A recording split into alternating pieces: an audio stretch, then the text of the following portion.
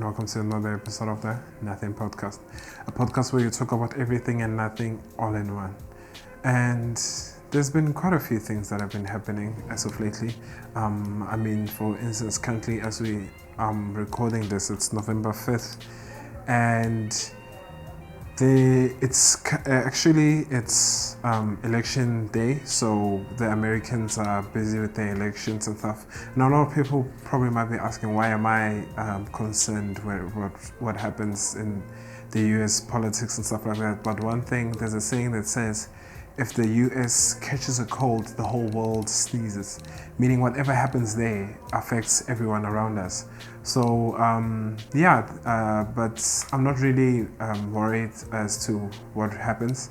I mean, there is probably like really one candidate that is, even though I feel like both the candidates at the moment are not really suitable for presidency, but there is one that's a little bit better than the other one. But yeah, that's really not my forte or what I'm here to do. So yeah, I just hope whatever happens doesn't happen like the same thing that happened on November 6th of 2020, with all the riots and stuff like that happening. But yeah, we just should remain optimistic about whatever's gonna happen, and we should just mainly focus on things that are gonna improve our country as South Africans. And there's quite a lot of things that you can do to improve yourself. One of the things is something that has started rising in the past, like probably 5 to 10 years, is making money online, whether that is selling something, providing a certain service, or anything like that. There's quite a lot of things that you could do when it comes to online. I mean, there's so many people that their businesses are booming because they're using social media very effectively. I mean, when it comes to like people that do that are hairdressers, people that do makeup, nails, very small things that you could do even if you still have a job or you're a student and stuff like that. There's still things that you can do to create some sort of revenue for yourself online. And I feel like if you use the tools you have correctly, I mean, social media is pretty much free. You just have to be able to understand how it works and who it is that you are targeting. Then, you can pretty much sell anything online. And it's very, very good because we live in a country that is very, very high in unemployment. Not only that, our youth unemployment is probably the worst in the world. I think it's around 60% of the youth is currently unemployed, which is a very bad thing. So I think it's a very good thing that people are taking the initiative to go ahead and make opportunities for themselves rather than to have to wait for someone else to come and potentially offer a job or anything like that. So yeah, it is a very good thing that people are using social media very optimally. And one thing that I've noticed people do is, which is a very good thing, I feel like, and as something that I spoke about last week too, is using your phone for creating content for whatever social media platforms that there is. And one of the things that after you've shot the video, obviously you're gonna have to start editing it. And there's quite a lot of editing softwares that you could use. Just from the top of my head, if I had to think, one of the most popular ones is Canva. You could download Canva and CapCut. You can download CapCut to edit your videos. CapCut is very suited for beginners. It is quite user-friendly and it has quite a lot of features. Although I feel like, me personally, CapCut are starting to put a lot of things that people use behind a paywall, which is not a good thing. I think at the moment they have you can edit 8 videos without there being without there being a watermark in your video, which I feel like, yeah, it just defeats the whole purpose, because I don't think there's anyone that wants to post social media content that has a watermark on it. But yeah, CapCut is great. It's good to learn. It's not very intimidating at the beginning, and you could do quite a lot with it. I mean, I also use it for this podcast and lots of other content that I create, whether it is like content on the go, because it's quite easier to use than it is to use, the editing software that I use day to day for my more professional, more serious content that I create. And yeah, but I feel like with them putting so many things behind their paywall, more and more people are going to start looking for alternatives and stuff like that. I mean, like, one of the things that they put behind their paywall is creating captions. And I feel like it limits so much, because I feel like captions is an accessibility thing, and it should be for as much as possible free, because you can reach more people when you have captions in your videos. But for editing purposes, CapCut is a very, very good app to start up on, and I would highly advise it to anyone that wants to start creating content online. And also, the social media platforms that people post on, also, the editing platforms are also very good.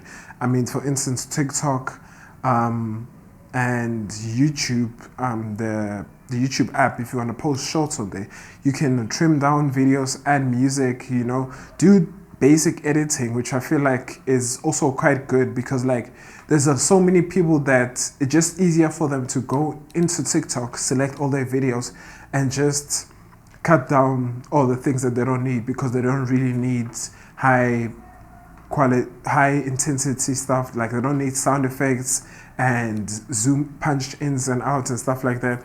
So, which is a very good thing, because it is also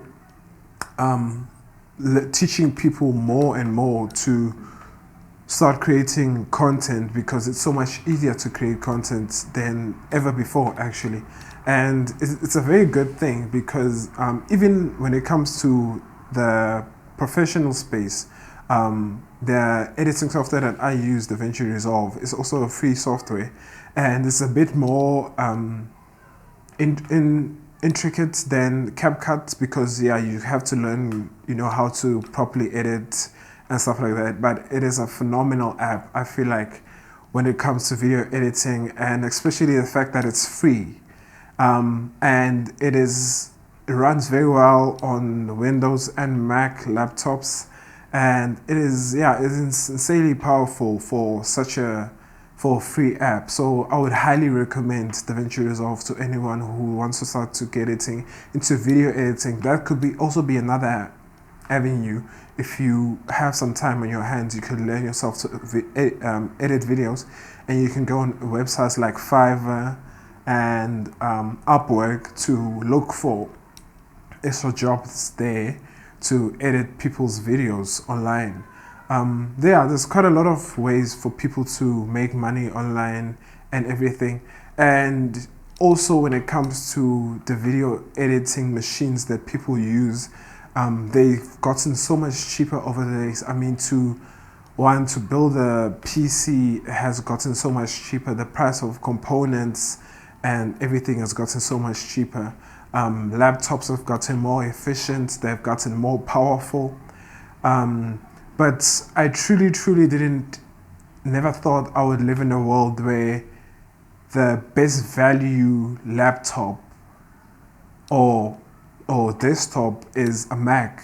I never thought I'd be able to say that. I mean, looking at the new silicone chips that Apple have put into their laptops, they are phenomenal chips to work with. I mean, I use one myself, and they are very, very efficient, they are fast, and they have great battery life when it comes to the laptops.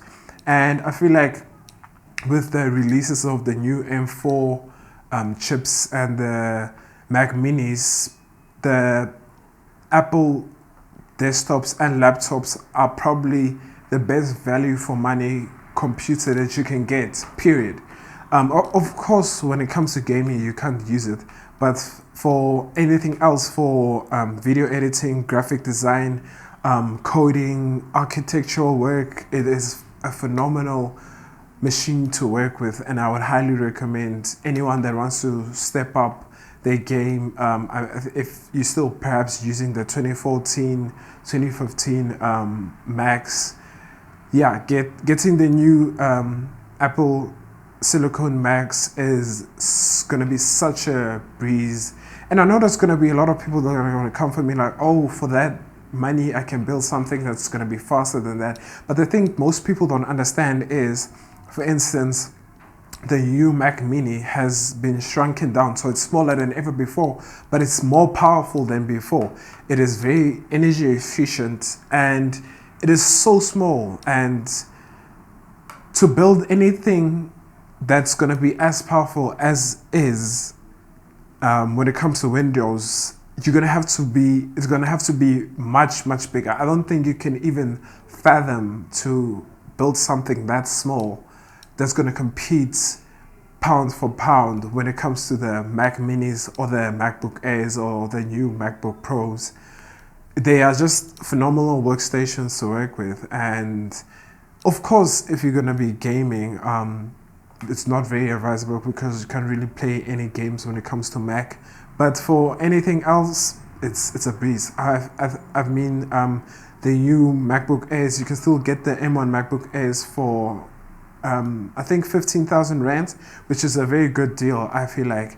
And if you still need something to play games with, I mean, the new Xbox Series S are phenomenal consoles to play with, and they're next gen. They're not costly for the processing power and graphics power that they have. I mean, you can get one brand new with, I think, a game for like 6,000 rands, and even now that as Black Friday is coming up, it's going to probably be more.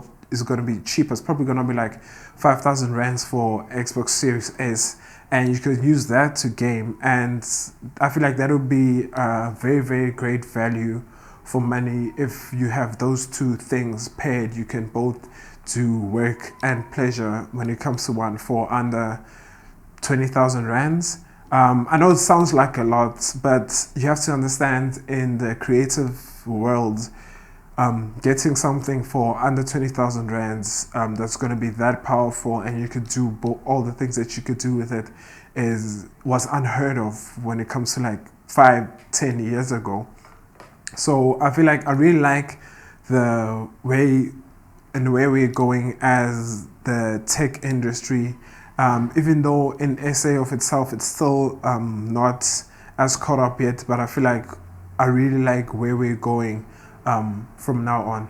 And, you know, when it comes to content creation, a lot of people always ask me, oh, what is the best camera one can use and stuff like that. I feel like when it comes to ease of use and value for money, the DJI Osmo Pocket 3 is probably the best camera for content creation when it comes for money that you can buy at the moment. I mean, it has great image quality. It's very easy to use. It already has a stabilizer built into it, and it is just such a great camera to use.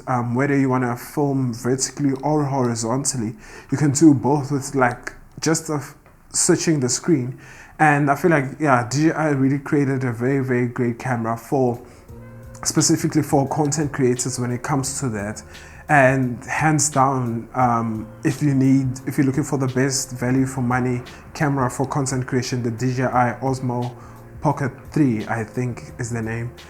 It's a phenomenal camera, and I would recommend it. Obviously, you can still get, you know, a mirrorless camera with a nice lens. It's always going to be better, but just for the ease of use and how it's built, and it's easy to use, especially when it comes to content creation and social media work. I don't think there's at the moment anything better for specifically for social media work out there, you know, especially when you're looking at the fact that you could buy the combo which comes with the DJI Mic 2, which is a phenomenal mic. You can get very, very good audio and camera quality. So those two things paired up together, you can create so many things with that, and it's very small, portable also, so you can take it with you anyway. I know there's quite a lot of places and stuff like that that don't want people to film inside, but with that thing, it's so small, people won't even know, you know, what you're holding. Because I know also a lot of like shopping centers, malls, restaurants and stuff like that, there's a lot of places that they don't even want you to film on your phone. So I mean, just filming on that already, people won't really notice what it is because it's so small. And I feel like, yeah, that's just hands down one of the best cameras that you can buy for the money when it comes to content creation. And yeah, I think that'll be about it for this week. Let me know your thoughts when it comes to which video editing software for social media do you guys use? You can let me know down below in the comments. Don't forget to rate us if you're listening to this on Spotify. And yeah, if you're watching on YouTube, please like and subscribe, as they always say. And catch you guys in the next episode of the Nothing Podcast. Cheers, guys.